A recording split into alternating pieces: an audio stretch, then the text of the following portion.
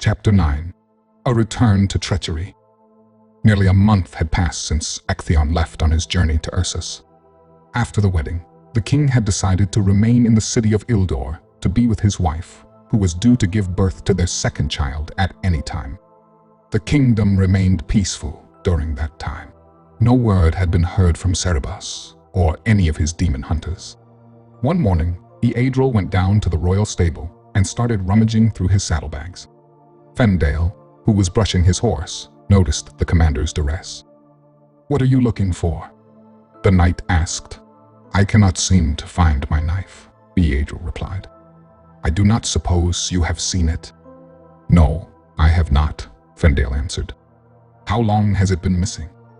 "I just noticed its disappearance this morning," the commander said. "I cannot, for the life of me, think of where it might be." Lorien entered the stable and began saddling his horse. "Are you going somewhere?" Eadril asked the knight. "I am going to meet Lydia in Ildor," Lorien answered. "But you are supposed to lead your brigade in drills against Fendale's soldiers today," Eadril pointed out. "Could we not run drills some other time?" Lorien pleaded. "I promised Lydia I would be there." "Lydia will have to wait," Eadril insisted. "There is work to be done here." "Do you not think you are being a bit unreasonable?" Lorien asked as his tone turned angry. "You will do as I say, and you will do it without further complaints," the commander ordered. "Listen, just because you and Lydia had a falling out does not give you the right to take your anger out on me," Lorien snapped. The tremendous well of frustration created by Lydia's thoughtless scheme had finally come to a head, and it was all the commander could do to hold back his anger. "You best remember to whom you are speaking, Sir Lorien," Eadril growled as he glared at the knight. Lorien's heart cowered in the face of the commander's rage. Rather than continue the argument and risk not only his friendship with Eadril, but his position in the army as well, the knight stormed out of the stable. The commander vented his frustration by punching the stable wall.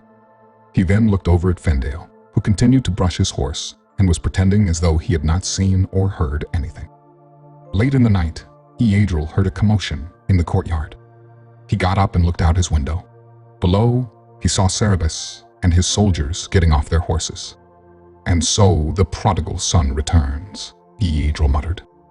His eyes then caught sight of Lorien crossing the courtyard in the direction of the royal stables. The following morning, Eadril was awoken by a knock on his door. "I have a message for you, sir," the courier said. Eadril opened the door and took the letter that was handed to him. He thanked the messenger and sat back down on his bed to read the note. The more he read, the graver his expression became. A second series of knocks, this time more forceful, drew Eadril's attention away from the letter. "Who is it?"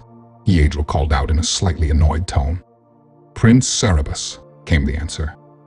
"Just a moment," Eadril said as he quickly shoved the note under his mattress.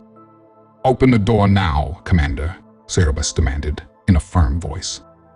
Eadril got up and opened the door. Prince Cerberus briskly entered the room with 2 armed guards.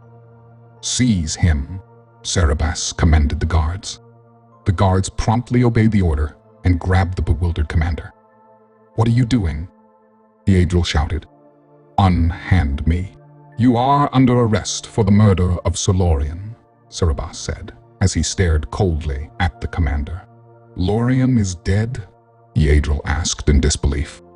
"Do not play dumb," Cerberus said. "We found Lorien's body in the west wing of the castle. The evidence against you is impossible to deny." "What evidence?" Eadril protested. "I was in my bedroom all night."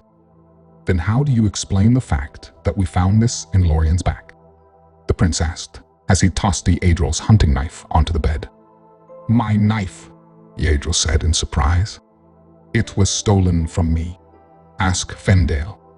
He will tell you that I am telling the truth." "Perhaps that would be a sound defense, if not for the witness," the prince countered. "Witness?" the confused commander asked. "Yes, a witness, or more appropriately, one of your victims who happened to survive," Cerberus said bitterly. "You were a trusted friend, Eadril, a friend to Lorien and a friend to me. I wanted to believe in your innocence."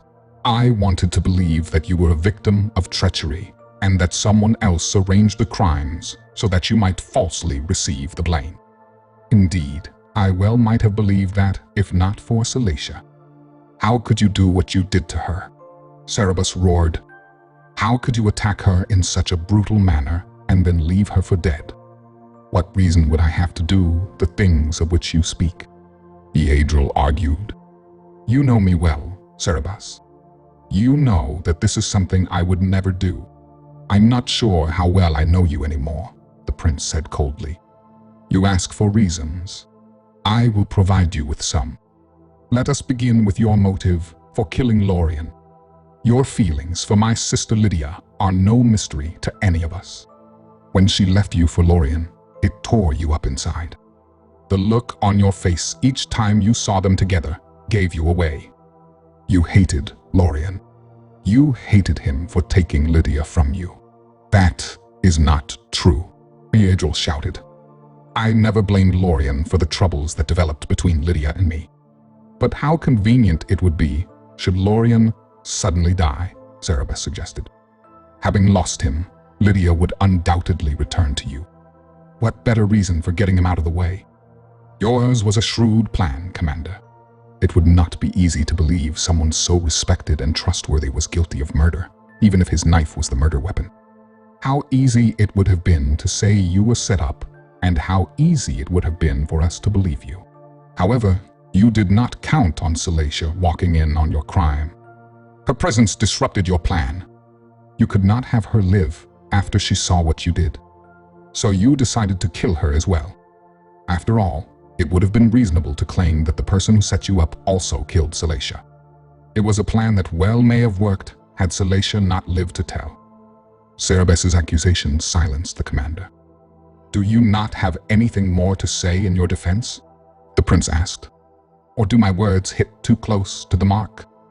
Why should I argue any further when it is obvious that you have already branded me guilty in your mind?